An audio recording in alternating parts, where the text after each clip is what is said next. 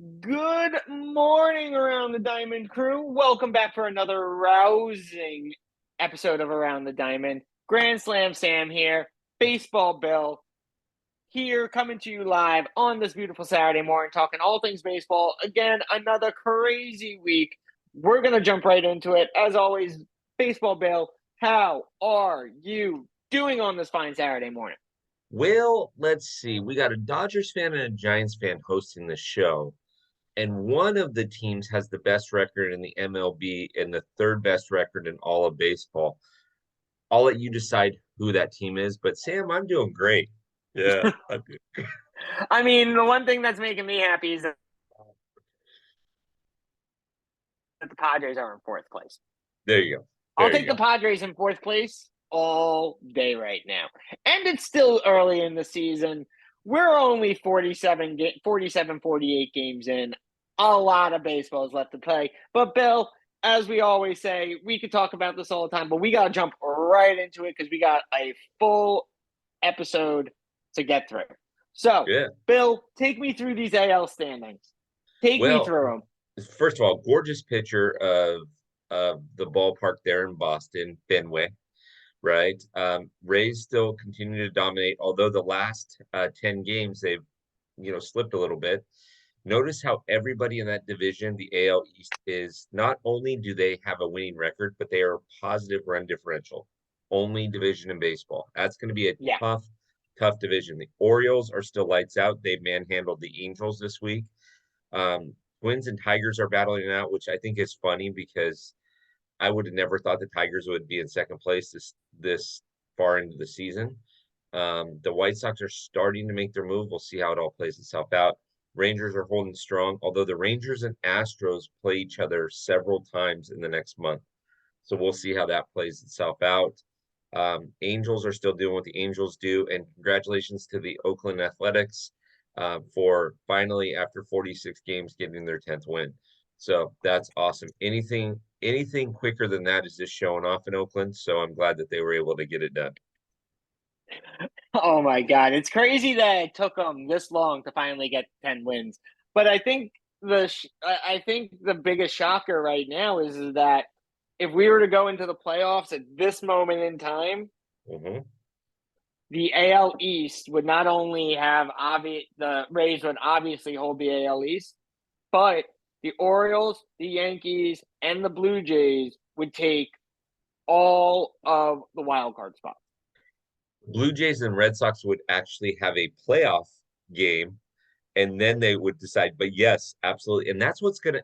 So this league, Sam, and when we get into the National League, same thing. This league, though, you're going to have all of your wild card teams out of the AL East. It's either win your division or not. And Yeah, so, it's So but things will start to balance themselves out. yep. It always ends up happening, and especially after the All-Star break. But going through into these National League standings, like Bill said, currently the NL East is the not only, you know, Braves winning the and the well, actually not the Phillies. The National League would only take two of the wild card spots at That's this true. moment in time. The third spot currently looks like it would be the Pirates. Hmm. But that's still close between the Pirates and the Diamondbacks. If they were going into a third wild card spot, that could actually go into a playoff. Realistically, they could. However, Braves holding it strong. Marlins making a really nice, strong push over the last couple of weeks. Mets are starting to figure things out. We talked about the Mets, I think it was a week or two ago, and we were kind of Yep. like, what's going on in Queens? They're starting to put it together. Pete Alonso's starting to hit. They're starting to put some wins together, but I still have a lot of Scherzer and Verlander and them staying strong. But we'll see what happens. I think if Kate Upton keeps wearing classic New York Giants gear to the Mets games, maybe they have a shot, but who knows? Looking at the Central, Brewers and the Pirates are battling tooth and nail. They are tied first in their division. It's going to be interesting to see how this NL Central keeps playing out. Going over to the West, the Dodgers currently have the best record in the National League, not all of baseball. But they are holding strong, 8-2 in their last games, trying to make, Diamondbacks slipping a little bit. Giants, though, really making a push in these last 10 games. Six wins, 4 losses, swept the Phillies, won last night against Miami. So it's really interesting to see what's going on in that team. And then, as I mentioned, Padres, super team Padre is in rocking 4th place. Only one single game above the Rockies. So the Padres could realistically, in a week, potentially be in last place in the West. Bill? Yeah. So the shocking ones here are Miami's playing out of their shoes. The Mets are finally kind of getting it into groove.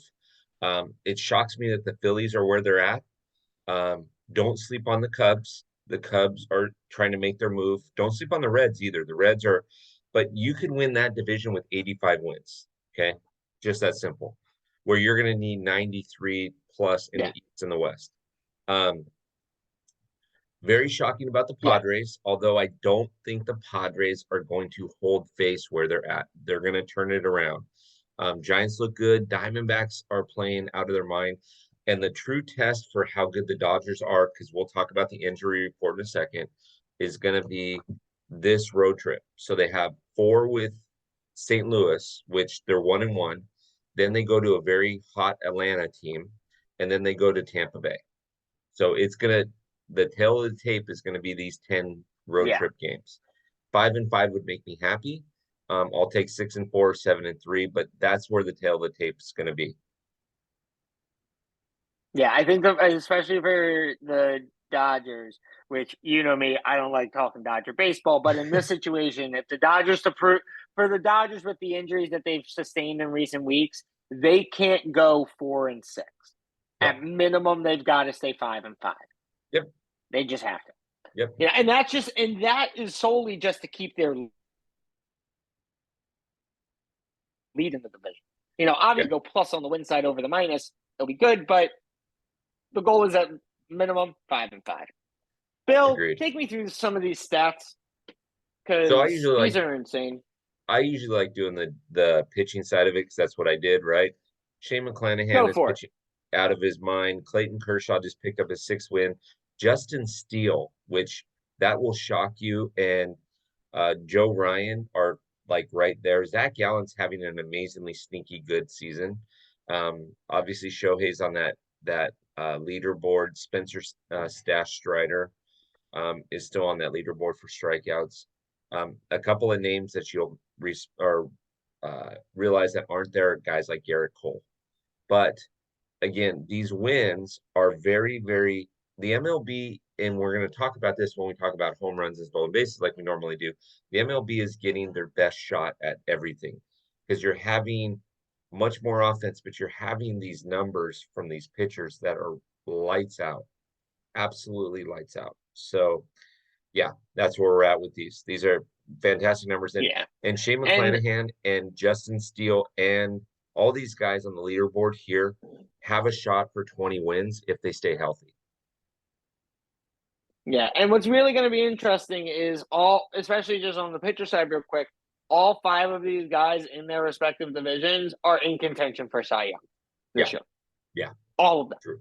And they rightfully deserve it. And, we're going to get more into that probably in our next episode where the current Cy Young leaderboard is sitting. But keep an eye on these pitchers because the pitching game this year is probably the most important it's been in the last 10. Yep, absolutely. Taking it from the batter's perspective, I mean, what's interesting about the batter's perspective is looking on this list, there between the batting average and the RBI leaders, there is only, I believe, 1 or 2 people on this list that are home run leaders. Mm-hmm. Possibly 2, definitely 1. But but the reason, as you have said, Bill, on numerous occasions, small ball wins games. Small ball is what keeps your average and your RBI counts high. It is not the home run game. It is this. So, Yeah. you know, Luis Arias maintaining his lead as a batting average leader, and Adolis is still maintaining his lead as the RBI leader. So keep an eye on these hitters, and watch the small ball with these guys, because that's the exciting part of the game. Moving Absolutely. into stolen bases. We have once again had a major increase in the stolen base count. We have gone up over 130 stolen bases in the last week.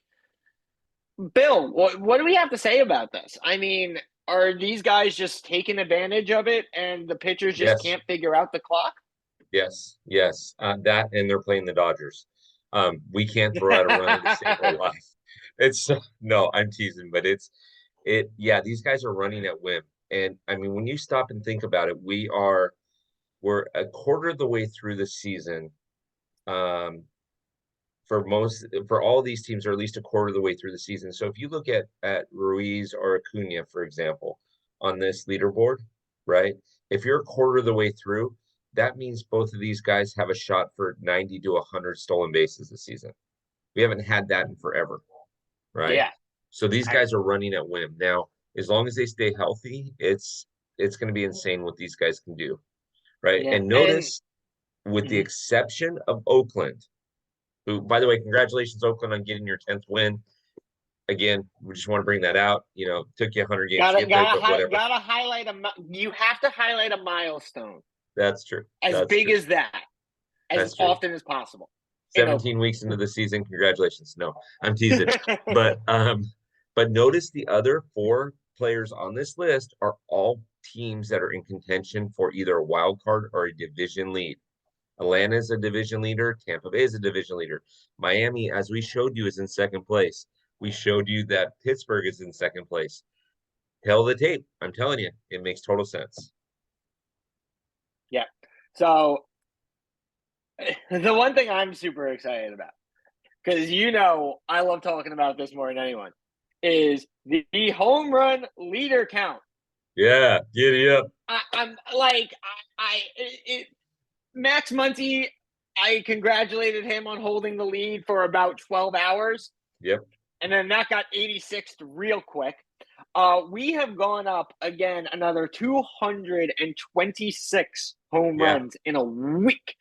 Pete Alonso is retaking the leaderboard. I believe he's on like a 4-game streak of home runs where he's just hit a home run in the last 4 games he's been at. Aaron Judge has officially decided he wanted to grace us with his presence on the leaderboard, and he was worth every penny of that contract in Boston. And tying Aaron Judge to 13 home runs.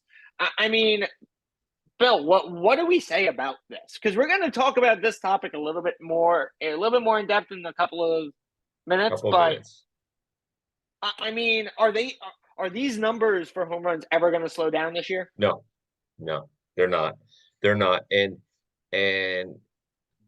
at least 3 of these names, possibly 4 of these names, you're going to see throughout the entire season.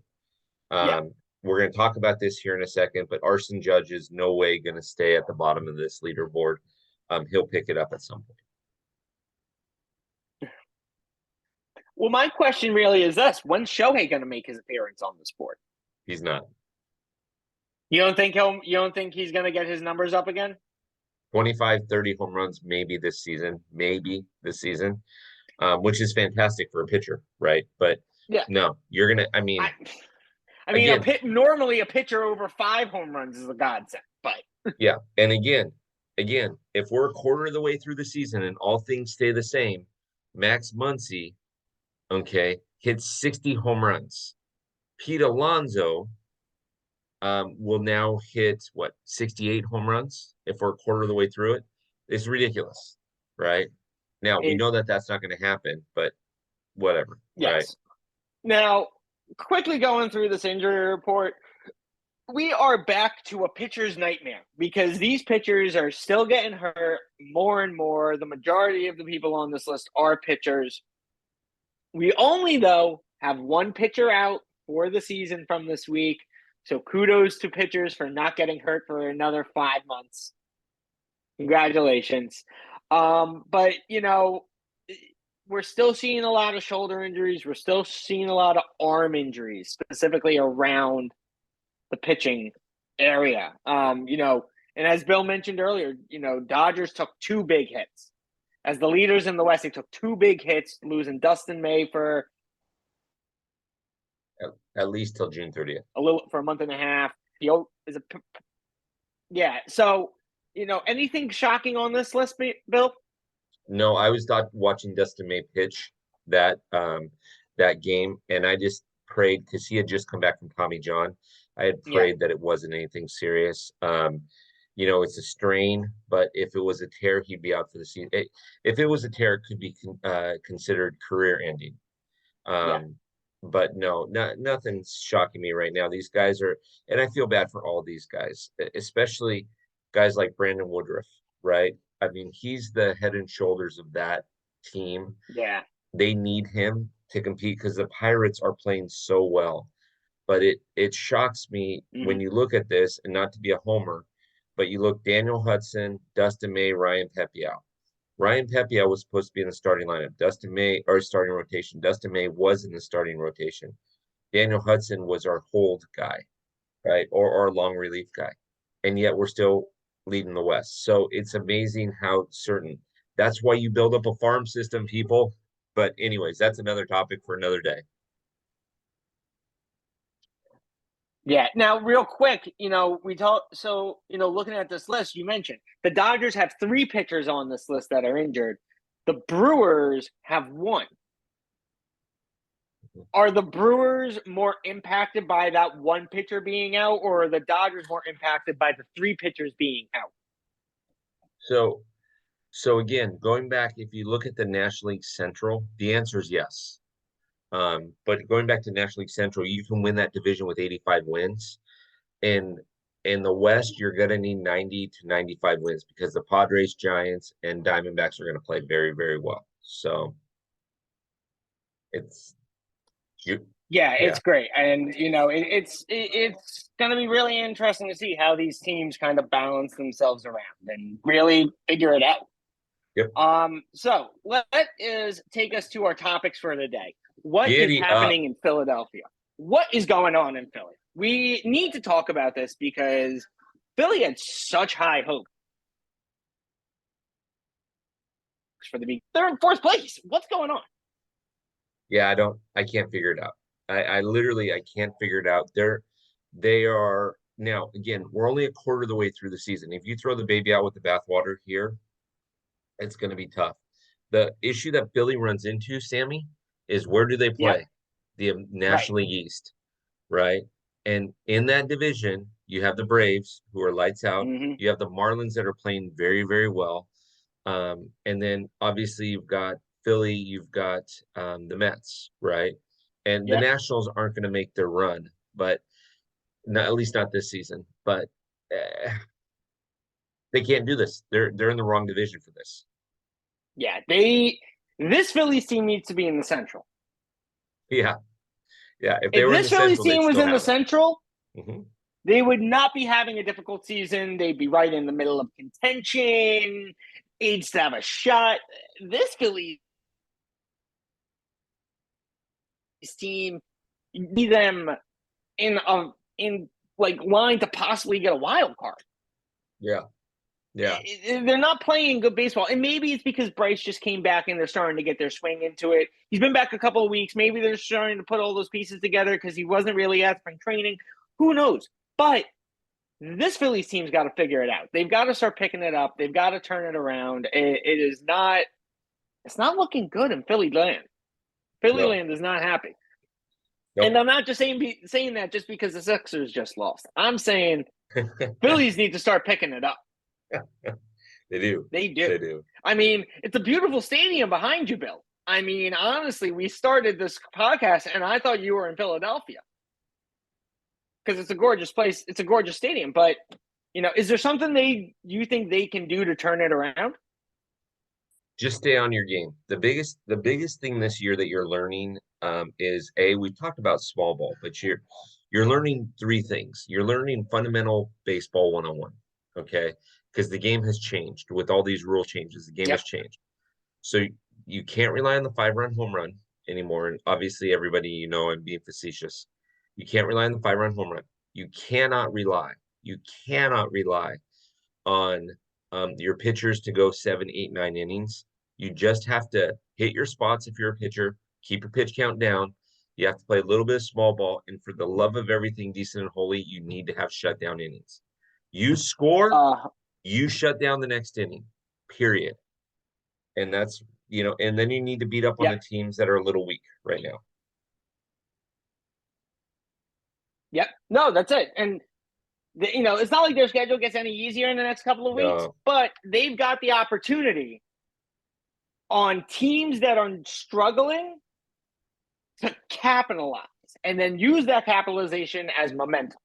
Mm-hmm. And if they can do that, I think they have an opportunity to put themselves back into contention. If they let everything get a hold ahead of them, Exactly. So we talked about the home run leaders before. We talked about where we're sitting right now with over 1,500 home runs. But Bill, you brought something up that I found to be really, really interesting, and we're going to talk about this. These are the top 7 home run hitters in baseball right now. Mm-hmm. Mm-hmm. You got Alonso, you got Judge, you got Devers. But what's interesting about these 7 home run hitters is that they're averaging a 260 batting average. Correct. So, Bill, I want you to give us your insights on why you think this is happening. Well, first of all, it's not a 260 batting average, by the way. It is a 257. I'm Steven. So I'm just going to read to you these Not like names. it's any better. Yeah, I'm just going to read to you these names. Alonso, 233. Muncy, 219. Garcia, 257 or 259. 264. Aaron Judge, 278. 294 for Gorman. And then Matt Olson is at 236. These guys are swinging for the fences, is what they're doing, and they're not putting the ball in play, which is great. Okay, everybody needs the home run. Everybody needs the home run, right? Everybody needs the home run, but you can't have the home run. Remember, these guys, Aaron Judge is going to get 600 at bats this season or 550 at bats this season. And even if he has a lights out season, he may only hit 60 home runs. That means that 500 or 490 times he's not going to hit a home run. You got to put the ball in play.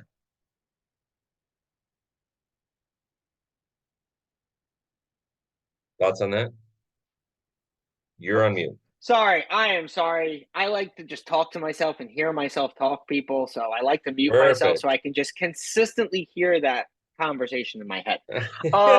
Don't answer yourself. But Bill, you've mentioned it on numerous occasions, and we've spoken about it before. The long ball can only get you so far. Small ball is how you win games. It's how you build your RBIs. It's how you build your batting average. And if you're just going to keep swinging for the fences and going to have the big game, you're not going to get anywhere. You're going to get stuck, and you're going to be sitting in this minuscule area. I mean, look, let's just take Aaron Judge for a second. Sorry, Aaron Judge. His name is Aaron. Yeah. The Yankees paid him what, $360 million over the next 10 years. They did not pay him $360 million over 10 years to bat below 300. Yeah. Now, he's probably one of the best talents in baseball. They paid him that money to bat up and bring in championships.